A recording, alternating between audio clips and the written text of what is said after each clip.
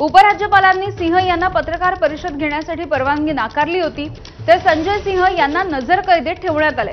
यावेळेला फारुख अब्दुल्ला हे सिंह यांची भेट घेण्यासाठी गेले, त्यावेळेला अब्दुल्लांना भेटण्यासाठी सिंह हे थेट गेटवरती चढले। त्यांना स्थानिक पोलिसांनी रोखलेलं आहे।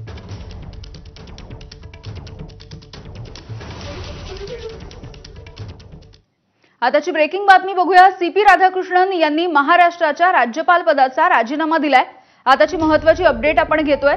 सीपी राधाकृष्णन यांची वर्णी आता देशाचे उपराष्ट्रपती म्हणून झालेली आहे। अगदी 2 दिवसांपूर्वी या निवडणुका पार पडलेल्या होत्या आणि सीपी राधाकृष्णन यांना बहुमत मिळालेलं होतं। त्यामुळे देशाचे उपराष्ट्रपती म्हणून सीपी राधाकृष्णन हे विराजमान होतील आणि त्यामुळे महाराष्ट्राच्या राज्यपाल पदाचा त्यांनी राजीनामा दिलाय।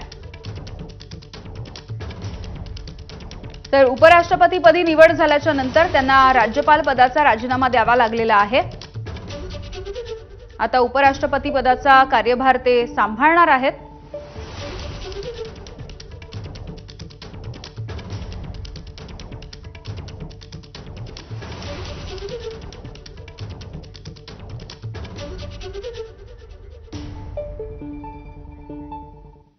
बातमी आहे सोलापूरमधली। सोलापूरला रात्रभर मुसळधार पावसाने झोडपून काढले।